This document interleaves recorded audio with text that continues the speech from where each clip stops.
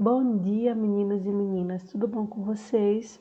Aqui é a professora Caroline e estamos mais em uma aula de filosofia do terceiro ano. Eu espero que vocês estejam bem desde a nossa última avaliação. Eu acho que não foi muito complicada, estava bastante simples, de acordo com o que a gente estava vendo na sala de aula. Nas aulas em vídeo, teve questão das atividades, então realmente estava muito simples mesmo. Quem estava acompanhando as atividades que eu estava passando com todas as aulas, percebeu que as questões não estavam difíceis. E estava mantendo as práticas, de fazer todas as atividades, todas as questões. Então, essa aula estou trazendo essa dinâmica para todas as disciplinas que eu dou em todas as turmas, desde o fundamental até vocês no médio, que é resolver as atividades das fichas. Eu não sei se eu vou fazer um vídeo desse para resolver a da prova. Talvez eu só resolva em Word e mande para vocês na próxima semana. Essa semana eu vou fazer das fichas porque realmente tem uma duração de uma aula inteira e dá quase uns 25 minutos por aí, né? Enfim, vamos dar continuidade. E é isso, eu espero que vocês estejam todos bem. Eu ainda não corrigi a prova de vocês, por quê? Porque eu estava tudo bagunçado, né? Eu estava recebendo provas pelo WhatsApp, provas pelo meu e-mail. Então eu passei essa semana dedicando a colocar essas provas tudo em um lugar só, que foi uma pasta no meu OneDrive com o nome de vocês, que eu já colocava atividades e tudo mais. E como eu vou amanhã pegar o diário de classe lá no colégio, então eu já corrijo já esse final de semana e tudo certo. Aí não se preocupe não com essa questão de nota que a partir dessa semana eu já vou estar corrigindo. Só as de vocês. Aí das outras turmas eu vou corrigindo ao longo da semana, tá bom? E é isso, vamos seguir com as aulas. Eu trouxe as 3 fichas que eu passei para vocês da primeira unidade. E uma dica que eu dou é para vocês irem já fazendo as atividades que eu já passei nos 2 primeiros vídeos da segunda unidade, antes do teste, porque não sobrecarrega a mim de receber todas as atividades em um único dia. Vou colocar um prazo depois, quando já estiver no finalzinho já das aulas da segunda unidade, aí vai sobrecarregar tanto a mim quanto a vocês com as outras disciplinas. Então vejam lá os vídeos que eu passei, que vai ser a atividade de casa de vocês, vai ver os vídeos que eu já passei já, antes do teste da segunda unidade, e fazer essas atividades e me enviar, caso vocês não tiverem feito. Não precisa me enviar agora não, porque eu já estou com muita coisa para corrigir. Espera um pouquinho, mas já vão fazendo, tá bom? Bora lá. Eu trouxe aqui a primeira ficha, segunda e terceira. Aí vamos corrigir, vocês acompanham aí, peguem a ficha de vocês. O interessante é que as alternativas, né, elas são de múltipla escolha. Então, caso vocês tenham errado, vocês marquem aí com corretivo e marquem a alternativa correta. Caso não queiram marcar com corretivo, marquem abaixo da alternativa. Algumas questões que são abertas, elas também são muito exatas. A resposta não é muito de reflexão. Então, muitas vezes é uma resposta só. Então, caso vocês tenham errado, vocês também apaguem e escrevam a correta, tá bom? Para não ficar com a resposta errada no caderno. Bora lá. A primeira ficha foi atividade sobre lógica, que foi com o primeiro vídeo que eu passei para vocês. Segundo a teoria do silogismo, há 4 tipos de proposições categóricas que diferem em qualidade e em quantidade. São elas: A, E, I, O. Essa questão eu passei na prova, se eu bem me lembro. Assinale a alternativa falsa. Letra A. I é subalterna de A. O é subalterna de E. I e O são subcontrárias. E e A são proposições complementares. A e O e I e E são proposições contraditórias. Essa questão aí, ela é muito simples, gente. Por quê? Porque você não precisa nem montar o quadro de oposições para saber qual é a questão falsa. Porque as nomenclaturas, uma delas, como eu falei na prova, está incorreta. E não precisa você ficar se martelando na questão das letrinhas. Será que o I e o A é verdadeiramente subalterna? Então, você se atenha às nomenclaturas subalterna, subcontrárias, complementares e contraditórias. Qual delas realmente a gente estudou em todas essas aulas sobre lógica? A subalterna, subcontrárias e contraditórias. Essa complementares aí a gente nem viu de longe. Então, essa é a alternativa falsa, que é a nossa letra para marcar, letra D. Observe o quadrado das oposições. Esse aqui, o quadrado, já está marcado. Esse quadrado lógico já está feito aí para ninguém perder a cabeça aí montando esse quadrado bonitinho como deve ser feito. Então, a frase que a gente está analisando é a frase universal toda afirmativa. Todos os humanos são mortais. E ela se desdobra em particular afirmativa, alguns humanos são mortais, em particular negativa, alguns humanos não são mortais, e universal negativa, nenhum humano é mortal. E a partir disso, ela se constrói em contrárias, subalternas, subcontrárias, subalternas e contraditórias. Vocês estão vendo aí, né? Tudo ótimo. E tem na ficha de vocês também, caso vocês queiram analisar na ficha de vocês. A partir disso, a questão pede várias alternativas. A primeira delas é: qual a forma da proposição contrária da universal afirmativa? Qual é a universal afirmativa? Bora ver. A universal afirmativa é: todos os humanos são mortais. E qual é a contrária dela? É a que está logo no seu contrário, é a que está logo depois. Nenhum humano é mortal.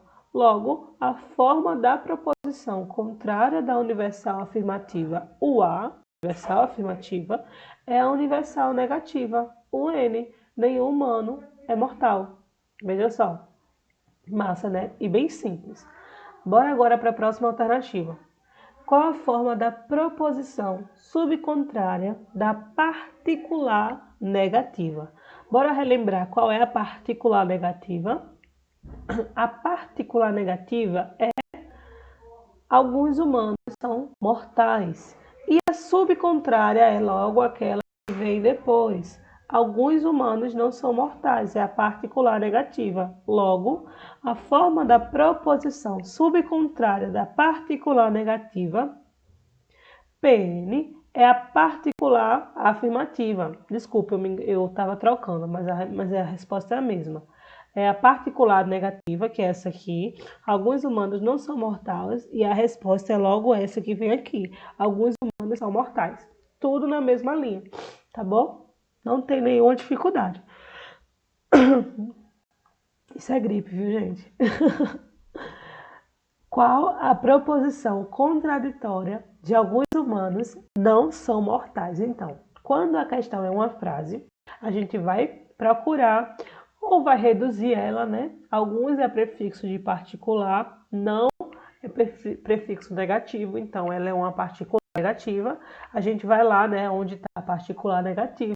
Alguns humanos não são mortais, achou ela. Agora está pedindo o quê? A proposição contraditória. A gente vai seguindo a linha da contraditória, achou ela. Achou ela o A. Então, a proposição contraditória da particular negativa, alguns humanos não são mortais, é o quê? Todos os humanos são mortais. Veja que simples, bem simples, né? Alguns humanos não são mortais é a proposição da forma particular negativa. A proposição contraditória da particular negativa é a universal afirmativa. Portanto, a contraditória dos humanos são mortais. Veja só que simples. Bora para a próxima.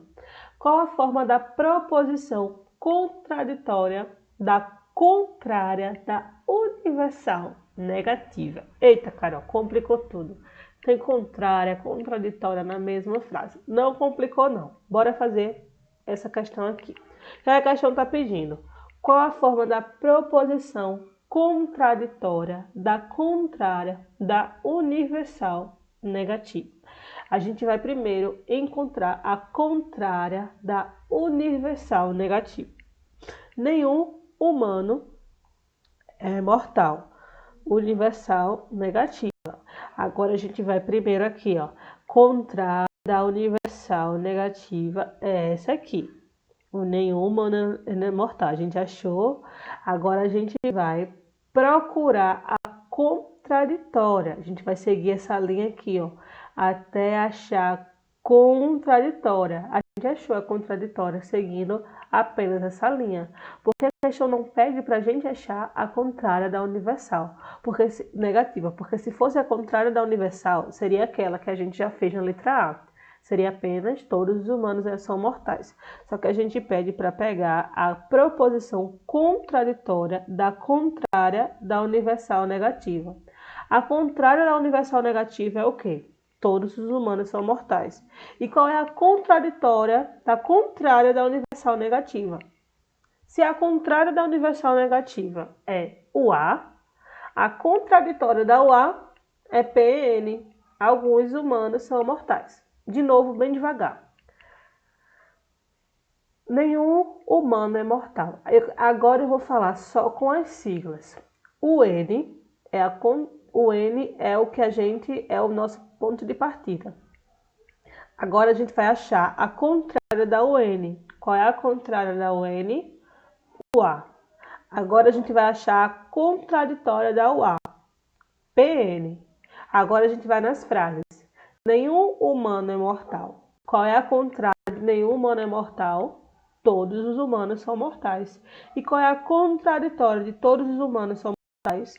Alguns humanos não são mortais. Veja só, simples, não é? Agora bora para como a resposta ficou. A forma da contrária da universal negativa, o N, é a universal afirmativa, o A. E a contraditória da universal afirmativa é a particular negativa, PN. Portanto, a forma contraditória da contrária da universal negativa, UN, é a particular negativa, PN. Você pode colocar assim ou você pode colocar nas frases. Nenhum humano é mortal, todos os humanos são mortais, alguns humanos são mortais. Assim é a forma para reduzir, tá bom? Agora bora para a terceira questão. Considerem a declaração. Nenhum dos alunos que fizeram uma determinada prova tirou mais do que 7. Diante disso, qual a conclusão correta? Todos os alunos tiraram menos do que 7 na prova.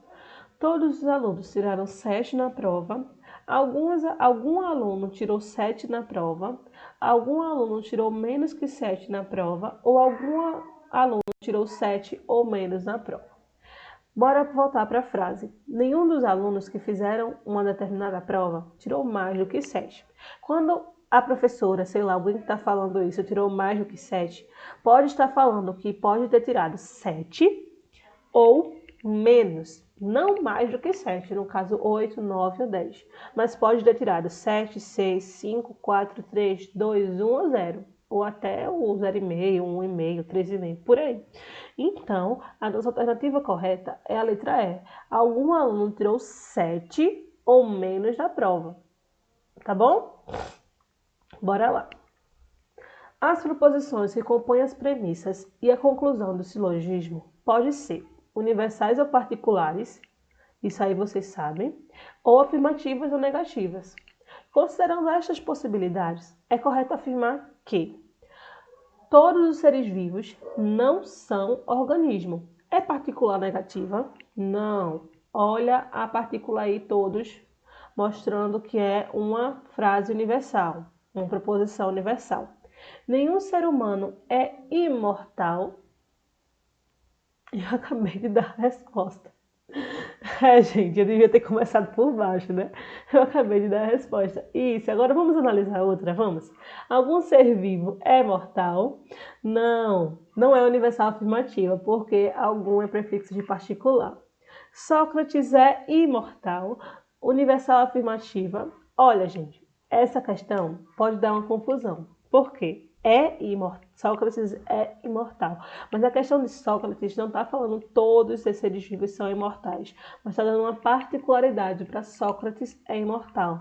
No caso, é uma proposição particular, uma proposição para Sócrates. Sócrates é imortal. Então, ela não é uma universal afirmativa. Nenhum organismo é mortal, particular afirmativa. Não. Pelo contrário, ela é uma universal negativa. Então, a gente achou aqui a nossa... ela, no caso, ela é uma universal afirmativa. Mas agora a gente vai para a nossa alternativa correta. Nenhum ser humano é imortal. É sim uma universal negativa. Nenhum ser humano, nenhum é um prefixo universal e imortal é um prefixo negativo, porque não é mortal. E nenhum também é um prefixo universal, tá bom? Segunda ficha, atividades sobre lógicas e silogismo. Dê a conclusão. Essa aí foi muito simples, não foi, gente? Todo brasileiro é artista. Joaquim é um artista. Logo, Joaquim é brasileiro. Segundo essa proposição, segundo esse silogismo. Bora para a segunda. Considere as seguintes premissas. Todos os generais são oficiais do Exército. Todos os oficiais do Exército são militares. Para obter um silogismo válido, a conclusão que logicamente se segue das premissas é: alguns oficiais do Exército são militares? Não, olhe todos ali. Não pode terminar com alguns se as duas premissas estavam com todos. Nenhum general é oficial do Exército? Também não. Alguns militares não são oficiais do Exército? Como assim, né, gente? Todos os militares são oficiais do Exército? Pode até ser, mas a correta é a letra E. Todos os generais são militares do Exército, para que esse silogismo seja válido, tá bom? Bora lá. Os silogismos são formas lógicas compostas por premissas e uma conclusão que se segue dela. Um exemplo de silogismo válido é: Curitiba é a capital do estado. São Paulo é a capital do estado. Belém é a capital do estado. Isso aí eu não entendi nada, só está falando que várias cidades são capitais de estado. Isso aí não tem nada de silogismo que não dá uma conclusão lógica pra gente. Alguns gatos não têm pelo. Todos os gatos são mamíferos. Alguns mamíferos não têm pelo. Todas as aves têm pernas.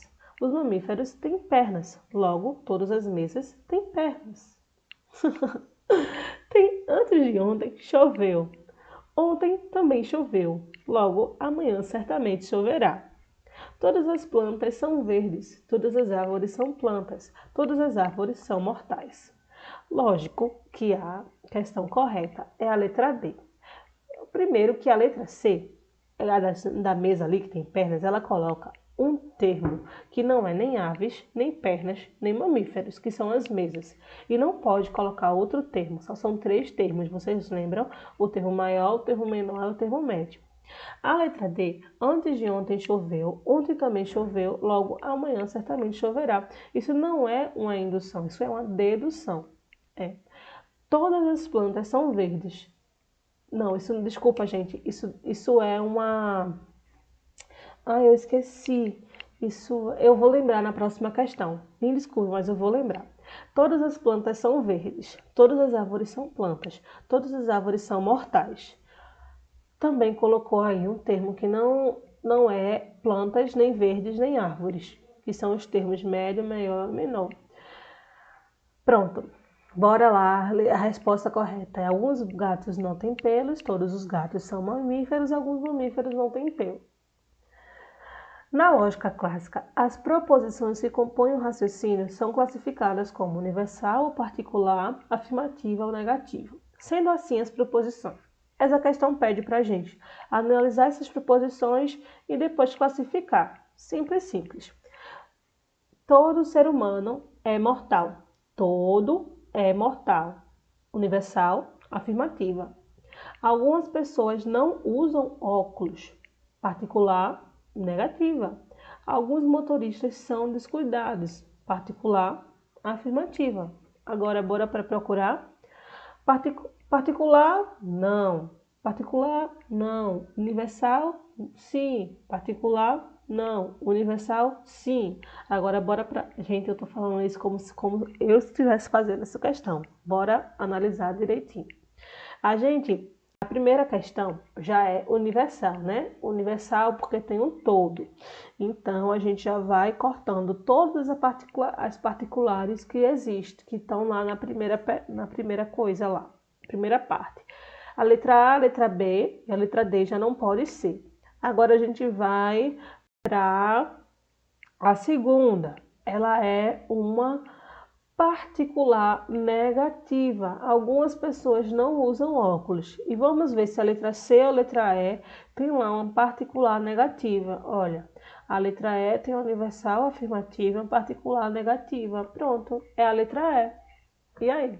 Não precisou nem analisar a terceira, mas a gente já sabia que era uma particular afirmativa, não sabia não? Pronto. Bora para a quinta questão. É muita resenha eu fazendo prova, né? Dadas as premissas, todos os corintianos são fanáticos. Existem fanáticos e inteligentes. Pode-se tirar a seguinte conclusão. Eu não acredito que eu fiz isso. Eu fiz isso, gente. Eu dei a resposta. Todo inteligente é corintiano. Existem corintianos inteligentes. Todo corintiano é inteligente. Nenhum corintiano é inteligente e a resposta certa é não se pode tirar conclusão, porque eu já era para ter colocado para essa ficar aparecendo e depois ficar colorido, e eu não coloquei, aí ficou assim, ó. Mas tudo bem. Essa questão, se eu não me engano, eu coloquei ela errada na ficha de vocês, com outra frase com outra frase na questão. Só que eu analisei direitinho e não dava para ter nenhuma conclusão quando eu fui responder com as frases que tinha. Então, não se pode tirar nenhuma conclusão, tá bom? Bora lá. Terceira ficha. Atividades sobre indução, dedução e analogia. Médias, normalmente, mais escondem do que revelam. Não podemos supor, por exemplo, que todas as áreas pobres da cidade têm as mesmas condições de saneamento e acesso à água. O trecho transcrito acima critica o uso específico do seguinte método de raciocínio: dedutivo, indutivo, dialético ou silogismo. Novamente, vamos lá. Médias normalmente mais escondem do que revelam. Não podemos supor, por exemplo, que todas as áreas pobres da cidade têm a mesma condição de saneamento e acesso à água. Qual é aquele tipo de uso lógico, da lógica, que costuma a revelar algo segundo as experiências prévias e tudo mais? Deixa eu ver, médias normalmente mais escondem do que revelam. A resposta correta é indutivo, porque médias é aquele tipo de cálculo, né, que a partir da maior parte você calcula o geral daquela população, né? E na maioria esconde do que revelam, porque não podemos supor que todas as áreas pobres da cidade têm a mesma condição de saneamento e acesso à água. E esse trecho aí está criticando o tipo de indução no cálculo desse tipo de cálculo aí, a calcular as áreas pobres da cidade. Ficou bem confuso, mas é a indução que ele está criticando. Bora para a segunda questão. A validade de nossos conhecimentos é garantida pela correção do raciocínio. São dois os modos de raciocínio, o indutivo e o dedutivo. Sobre isso, assinale a alternativa correta. O raciocínio indutivo é amplamente utilizado pelas ciências experimentais. O raciocínio indutivo parte de uma lei universal considerada válida para um determinado conjunto e é aplicada aos casos particulares desse conjunto. O raciocínio dedutivo parte de uma lei particular considerada válida para um determinado conjunto, aplicando-as aos casos universais desse conjunto. O raciocínio dedutivo é uma argumentação na qual, a partir dos dados singulares suficientemente enumerados, inferimos uma verdade universal. O raciocínio indutivo é o argumento cuja conclusão é inferida necessariamente de duas premissas. A resposta correta é a letra A, porque realmente o raciocínio indutivo ele foi e é amplamente utilizado em algumas experiências científicas. Eles fazem os experimentos e utilizam esse raciocínio indutivo, como eu falei nas aulas anteriores, nas aulas do primeiro bimestre sobre indução e dedução. Leia com atenção os itens, identifique se os argumentos são indução, dedução ou analogia. É essa palavrinha que eu estava querendo lembrar naquela questão da segunda ficha. Justifique as respostas usando os conceitos aprendidos. Bora lá. Letra A. Tenho observado os vários erros cometidos por José e concluí que ele não serve para esse tipo de trabalho. Olha, ela está concluindo algo a partir de uma experiência obtida. Para a conclusão anterior, está sendo empregada para estabelecer uma conclusão válida, dedutivo. Quando investi as minhas economias na Bolsa de Valores, escolhi a empresa que teve suas ações em alta no último ano. Analogia. O sujeito pressupõe que as ações da empresa estarão em alta, visto que isso aconteceu no último ano. A analogia é sempre assim, era isso que eu estava querendo dizer, que ele pressupõe que algo vai acontecer porque algo aconteceu no passado. E aí ele vai e faz isso. O sujeito, no caso. Entrou em cartaz o novo filme do Pedro Almodóvar, não sei pronunciar. Dovar. Vou assistir porque é bem provável que irei gostar, porque gostei do seu primeiro filme. Mais uma vez um caso de analogia, porque o sujeito, por a sua experiência que ele teve em assistir o primeiro filme do cineasta e ter gostado, ele vai assistir novamente porque ele acredita que a sua experiência na primeira vez foi boa. Diversos metais, tendo sido aquecidos, se dilataram, o que fez concluir que o calor dilata os corpos.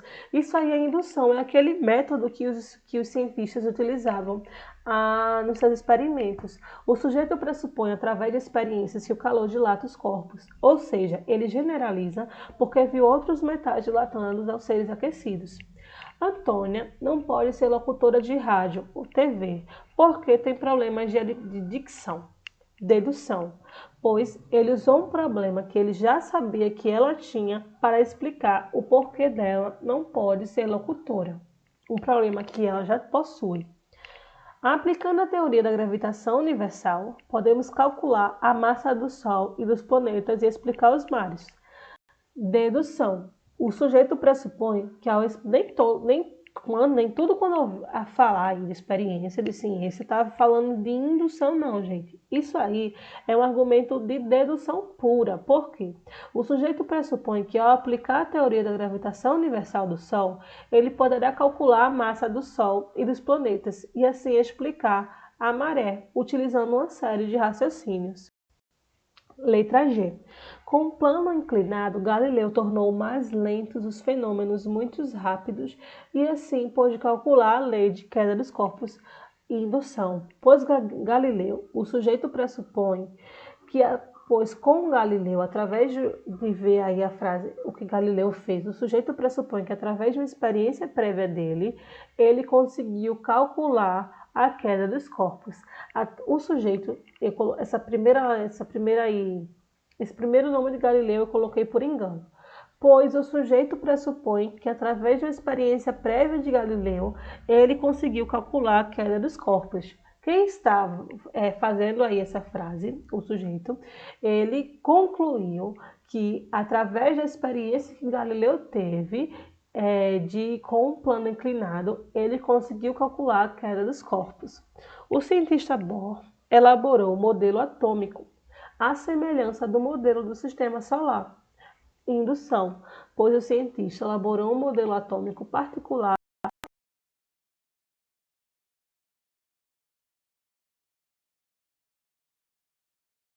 corpos são brilhantes. Dedução, pois a partir do geral, todos os metais, concluímos uma regra particular, que então alguns corpos são brilhantes. Veja só. E foi só isso, foi muita coisa. Então, gente, a aula de hoje foi só essas resoluções de questão. Eu acredito que foi realmente muita coisa. A gente revisou realmente muito conteúdo. E eu espero que vocês tenham gostado, né, de ter tido essa possibilidade de conseguir corrigir aí dentro de casa as atividades que vocês fizeram. Caso tenha alguma que eu não corrigi, me passem, porque eu acredito que foram só essas 3 fichas da primeira unidade. A da segunda unidade, como eu já passei 2 fichas, eu vou esperar passar mais 2 para fazer uma aula com 4, tá bom? Porque como a segunda unidade eu acho que vai ter mais aulas, não vou fazer com 6 fichas, não, senão isso aqui vai dar uma hora praticamente de aula. Então, assim, eu vou esperar fazer 4 fichas de que eu já passei para vocês, aí eu aviso a data da entrega. Quando eu passar uma semana dessa data da entrega, eu faço a aula com o vídeo fazendo a correção com vocês. E fica até melhor para vocês terem a correção, do que ficar só me entregando, sem vocês saber se está correto ou se está incorreto, tá bom? E a da prova, eu ainda não sei se eu vou fazer um vídeo desse, porque eu acho que vai dar uns 15 minutos, 10 minutos, tá bom? Pronto, é isso. Talvez eu faça no Word e bote no grupo da sala de vocês. Um cheiro!